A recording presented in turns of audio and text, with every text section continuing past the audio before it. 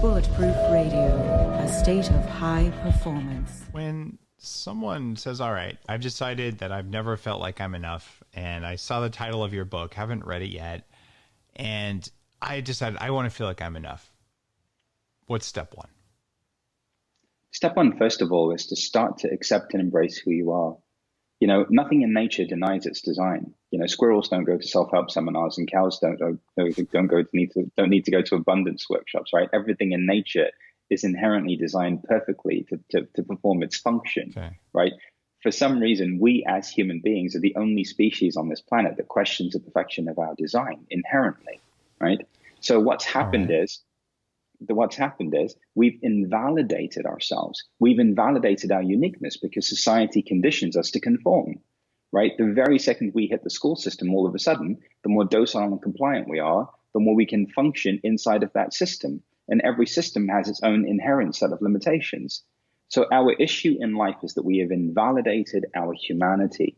We've made parts of ourselves wrong. We've listened to this hierarchy that's been superimposed over us, and we're experiencing separation internally.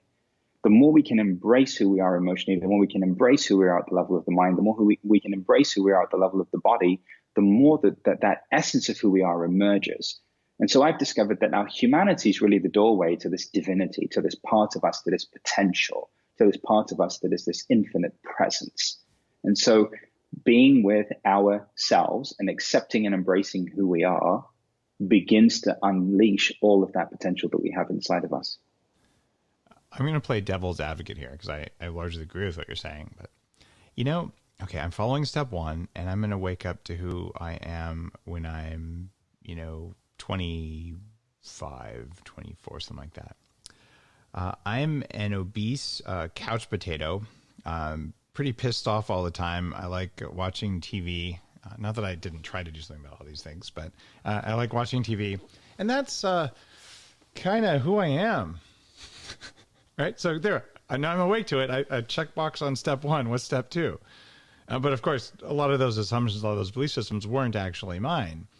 Right. And I was also, an entrepreneur, and I had actually started building my career and didn't have as much time to spend on the couch as I probably would have if I didn't have anything else to do. But in all seriousness, like, there's a lot of people going, what am I? I don't know, a couch potato, an unattractive couch potato with, body odor. Like we all have these weird mindsets. How do you know who you are in just step one of You Are Enough? When you have all these belief systems, whether it's because that's the behavior you're exhibiting or because it's a programming that you got when you were young, how do you know what's you? So again, when we're being ourselves, it's that core foundation of feeling peaceful, right? So everything else above and beyond that is dissonant to who we authentically are. So basically, suffering is completely inauthentic. It's completely inauthentic. It requires so much energy to suffer, right? It requires no energy at all to just simply be who we are, which is peaceful. So I think one of the things that's been missing in the transformational framework at large is that we don't have a context at the feeling level for who we are. Yeah. Right? We have all this intellectual framework and understanding and this cognitive capacity to talk about ourselves all day long from all different perspectives. But because we don't know what authenticity actually feels like, we don't have a point to return to on demand. And because we don't have a point to return to on demand, we can't then source our choices and decisions from that place. But the first step for me is to always become very acutely aware of who we've become and to have so much empathy and compassion for who we've become, because that is a product of a system and a structure that has fundamentally judged and criticized and marginalized who you are in order to have you fit into a world, right, that quite honestly doesn't work for the majority of us anyway.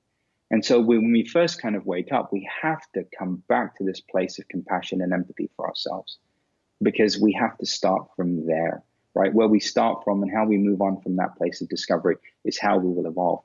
And I think the bigger issue for that individual is that, clearly in that situation, a lot of self-judgment, a lot of self-criticism, a lot of self-hatred, right? That person was never embraced, was never held, was never enough.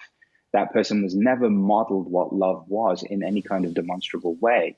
And so again, in unpacking that particular example, giving someone a real practical feeling point of, okay, this is who you are. This is what you feel like when you're being yourself.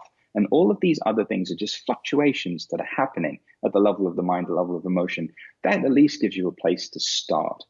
But this journey of acceptance is a journey of broadening our inclusivity toward ourselves, right? So in that moment, if we're 26 on that sofa and we fundamentally don't love ourselves and hate ourselves completely, then we at least have to accept where we are in that moment in order for any change or any transformation or the possibility of any change or transformation to even be introduced to that individual.